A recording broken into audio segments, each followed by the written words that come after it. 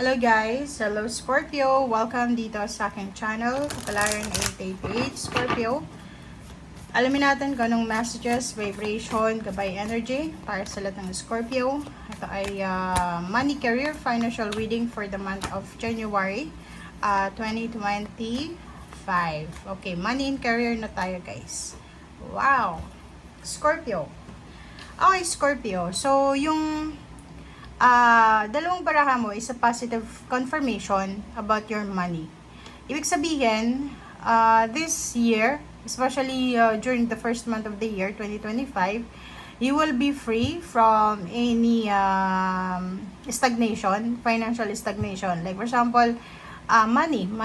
Like, ang dami mong utang, marami kang kailangan bayaran, marami kang dapat gastusan, ganyan ganito. Marami kang plano pero hindi mo magawa. And this month, may magbubukas sa iyo ng financial portal. So, may pag-asa, may liwanag dyan, may liwanag sa end of the tunnel. Sinasabi na bibigyan ka ng Panginoon ng pagkakataon na makapagsimula ng bagong buhay pinansyal.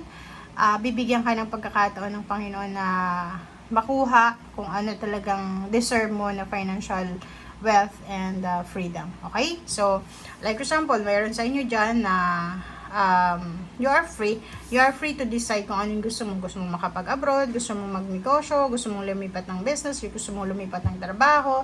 Ikaw lang yung makakapag-desisyon nan, okay? Ikaw ang masusunod. Yun yung sinasabi sa ng baraha. And you are free.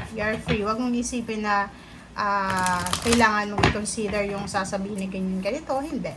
Kailangan gawin mo kung ano yung nararapat para sa'yo. 'Di ba? Stepping into stillness. My power is born in the majesty of silence. So, if ever lang, marami kang plano kang mag-travel, mag-ibang bansa, lumipat ng trabaho, or mag-launch ng business, gamitin mo to or gawin mo to ng silensyo lang. Okay? So, ibig sabihin, wag mong ipagsabi. Unang-una sa social media, wag mong masyadong i-post, parang ganon. Huwag kang masyadong updated sa mga financial happenings mo. Mas maganda na walang nalalaman yung mga tao sa paligid mo kung ano yung sitwasyon mo sa pera. In terms ng pera, like for example, mayaman ka man, yumaman ka man, or mayroon kang mga struggle sa pera, wag mo yun na ipopost sa social media. Maging ano ka lang, silensyo ka lang. Yun ang sinasabi sa'yo. Okay, wow. So, same sa water sign Pisces. Nakikita ko siya dito, Scorpio, na it's a confirmation of new beginnings. Kasi new beginnings din tong Wheel of Fortune. So, ibig sabihin, bibigyan ka ng pagkakataon ng ating Panginoon, ng ating universe, ng iyong spiritual helpers, na mabago talaga yung takbo ng financial mo. So, pwedeng magkakaroon ka ng ideas, kung mga fertile ideas, kung ano yung pwedeng makatulong sa'yo para maging financially stable ka.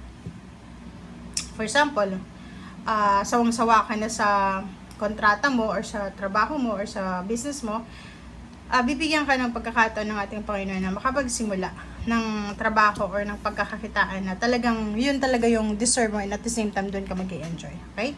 Partnership, collaboration, Hierophant. So, nakikita ko siya dito, possible yung business partnership, possible yung collaboration, teamwork, parang gano'n. So, isa sa posibleng makakatulong sa'yo sa linggong ito is, or sa taong ito, or sa month na to, is yung pakikipag-collab,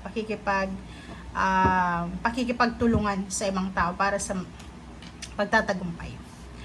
Nakikita ko sir dito, if ever pagod ka, if ever ang dami-dami mong ginagawa, marami kang obligation, duties, responsibilities, ask help sa mga taong pwedeng makatulong sa'yo. Ask help dito sa Hierophant. So, may mga tao na pwedeng makatulong sa'yo. In terms of money, kung may kailangan ka, gusto mong mangutang, kung ano man na gusto mo sa financial, sinasabi niyan sa'yo na reach out sa ibang tao. Okay? So, wag kang masyadong naghihintay lamang. So, ibig sabihin, ikaw dapat yung lumapit. Kung ikaw may kailangan, ikaw yung lumapit sa mga taong gusto mong hingan ng tulong. Okay? And alisin natin yung sobrang ma-pride ngayong buwan na to.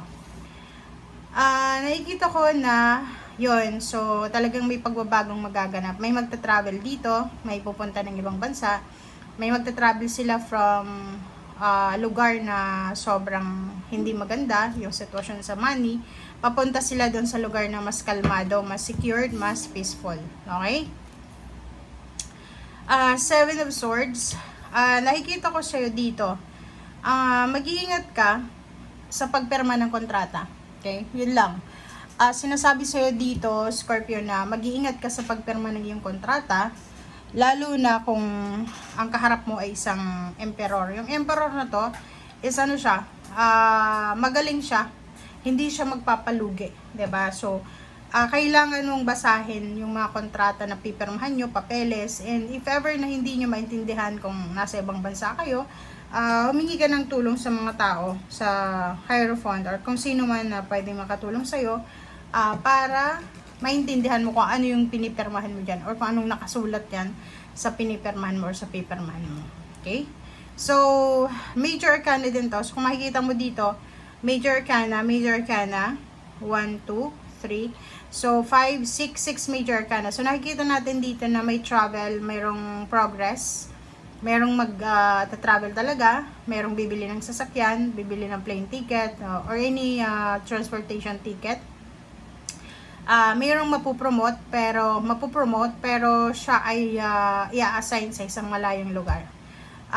Meron naman ditong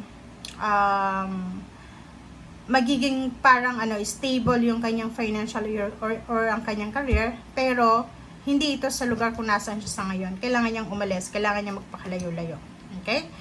So, the Hermit. So, this month of January, so in terms of money, ay kita ko sa'yo dito na mahahanap mo yung rason, mahahanap mo yung motivation, mahahanap mo yung determination mo, kung bakit or kung bakit kailangan mong maging mas masipag. Parang ganon. So, this month, nakikita ko sa'yo dito na nakafocus ka sa outcome. Parang sinasabi mo na gagawin mo ang lahat kasi eto yung gusto mo gagawin mo ang lahat para makuha kung ano man ito. So, yun ang nakikita natin. Okay? So,